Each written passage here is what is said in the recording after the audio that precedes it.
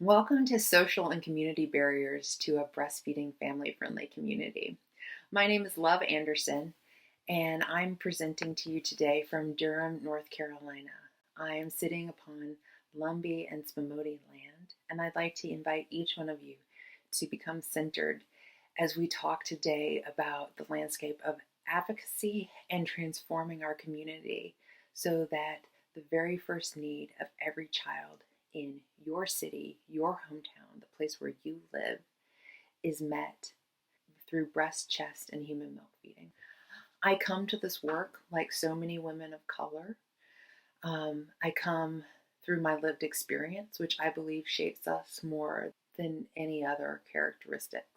I have no financial disclosures, but I am an employee of the Durham County Department of Public Health, and I am a volunteer with the Leche League, Breastfeed Durham, and Breastfeeding Family Friendly Communities, and the North Carolina Breastfeeding Coalition.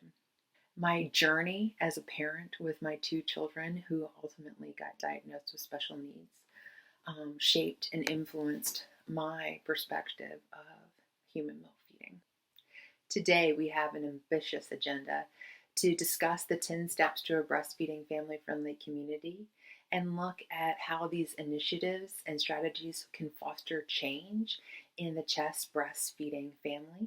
We want to recognize the importance of equity and how it is infused into every part of our work. I would like to invite you all to discover ways that you can implement some of these strategies in your hometowns. The Breastfeeding Family Friendly Communities Initiative is a community-wide program. I want each of you to say out loud, what is the name of your hometown, your city? And as we think about this, I want you to envision your community and how you can take some of these strategies and implement them in your hometown. But I'd like you to notice that we use the word communities because we recognize that each one of our cities, towns, and municipalities are made up of multiple communities. From in Durham, we have pivotal influences from some of our Black churches, some of our schools, our LGBTQ community center, and so many more parts of our community. This work is about bringing all of those parts of the community, including your healthcare, your visitor center, your parks and recs, all together to normalize breast and chest feeding throughout the community from stem to stern. This work was built on top of the 10 steps to successful breastfeeding. So many families in our community want to initiate breastfeeding and hope to, but yet we know those rates drop off dramatically as time goes on. And the question was asked, why? And I always think that it's remarkable that when we look at the history, that no one from the Carolina Global Breastfeeding Institute ever had this work as part of their FT. This was always done as a work of volunteers, of passionate volunteers who really wanted to do this work throughout their community. And we like to think about that ecological model. We have our breastfeeding dyad, or in breastfeeding family-friendly communities, we like to put the family at the center. And we know that families look different in each household. Sometimes a family is made up of the breastfeeding dyad, and sometimes there are two parents, and sometimes there is a parent and a grandparent and a child, and they look differently. But we know that the world and the community around us plays such a tremendous role in the impact and the experience that families have, from your extended family and your friends to your childcare providers to your WIC office, your healthcare, your pediatricians, your public health. What are those community norms? And we know that all that we do in this health equity space is impacted by cultural norms, historical trauma, and racism. And we also want to acknowledge that as we go through this journey, that our work is never going to truly be done. We will not truly achieve that the first food equity until we have federal paid time off, universal, affordable, free childcare, a living wage for all, equitable access to all health care, including lactation support. As we go through this work, I want to just remind everyone that we at Breastfeeding Family Friendly Communities, we really keep that vision in mind of what it looks like for the very first need of every child to be met so that every child receives optimal infant feeding. And we are unapologetically committed to race equity, universal access, and inclusion as we go through this work. We believe that by increasing connectivity between different parts of the community while centering Black and Brown voices as our leaders, that we can truly begin to solve these problems for all of us. So today I'd like to talk to you about our 10 steps to implementing a breastfeeding family-friendly community as part of the First Food Equity movement. What I think is the most powerful piece of the 10 steps is that they're paired with approaches and measures so that these aren't nebulous concepts, they are measurable. But I think sometimes we want to start out without looking so deeply. So we've abstracted the 10 steps into categories, from the role that government plays to welcoming atmosphere, health leadership, informing parents during pregnancy, businesses, the role that the code of marketing plays in the United States and in your local community, the business case for breastfeeding, and education systems. Step one for a breastfeeding family-friendly community is all about government. In most of our communities that have implemented this work, it begins when 2 or more volunteers come together. And typically communities start by approaching either their mayor or their county commissioners and beginning with a proclamation to proclaim that this work has begun by your government. And then the 10 steps generally end with a resolution saying that this work is done. The proclamation usually incorporates all 10 of the steps, but then it's followed up by policies and procedures, something like, in my local town of Durham, a countywide breastfeeding policy. And then step 2 is about looking at, is your town welcoming? Are there signs welcoming families to breastfeed? And particularly in my community for our non-English speaking families, or even families that simply look Black or brown, having that sign that says breastfeeding welcome here can really disrupt the insecurity and the experience of racism and discrimination that exists in many parts of the United States. Families are looking for that safe place to breastfeed, and a simple logo on the window of a business or a logo on a park bench can make all of the difference for a community to start to see it normalized. We want to make sure that optimal chest and breastfeeding is supported by health leadership, and thank you to all of our national advocates who have made great strides.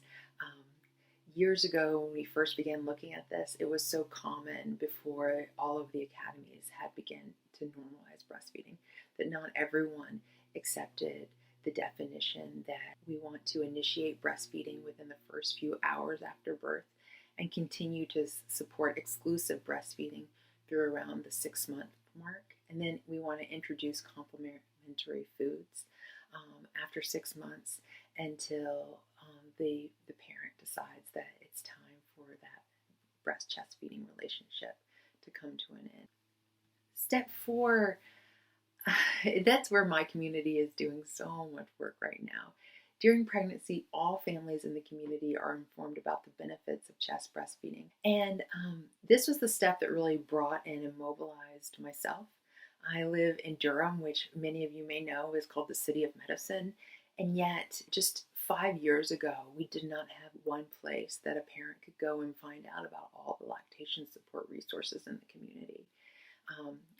My oldest is 11, and I remember sitting at my computer at work trying to Google search information and typing in word after word how to support this baby that was growing inside of me with really no clue what I was doing.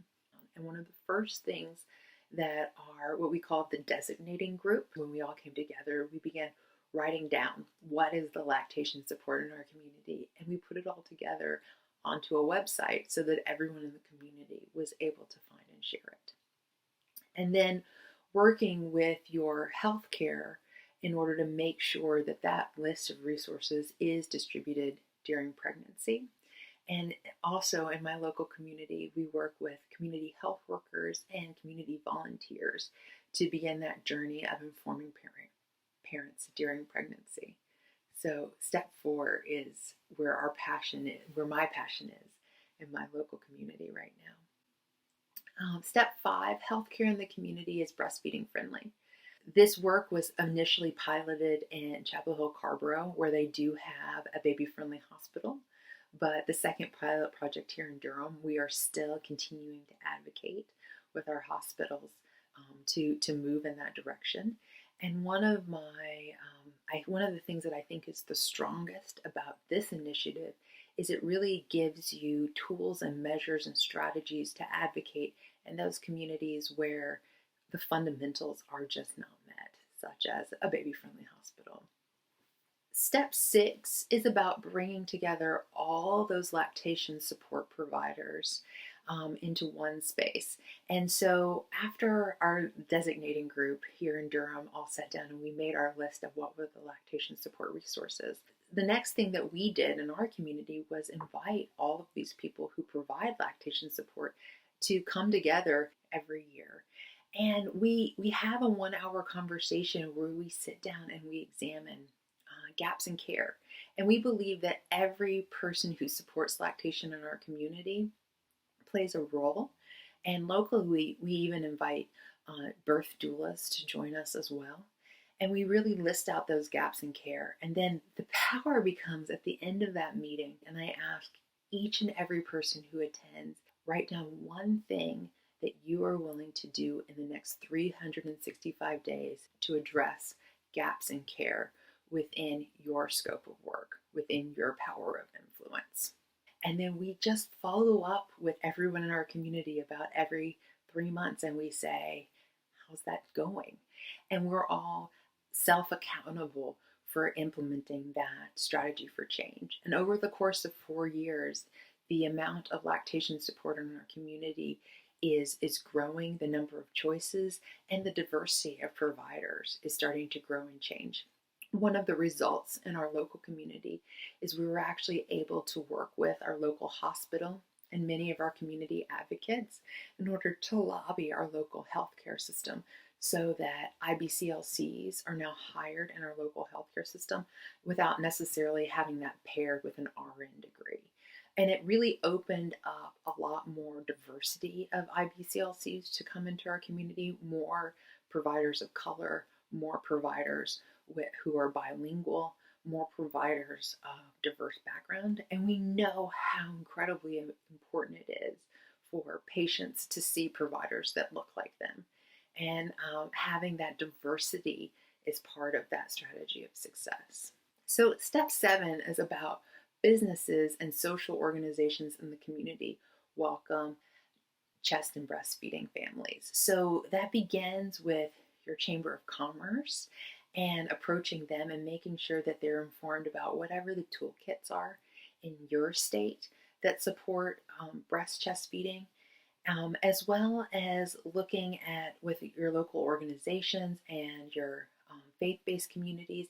Locally, what we decided to do is we actually created our very own award for businesses so that they can become community partners and receive a logo that says Breastfeeding Welcome that reflects the culture and the demographics of our community. As you go on, some of the other steps is to go a step further. Step 9 actually talks about more than just welcoming customers in, also supporting employees and talking about that business case for supporting lactation with your employees. Step 8 is about taking a very realistic look at the International Code of Marketing Breast Milk Substitutes.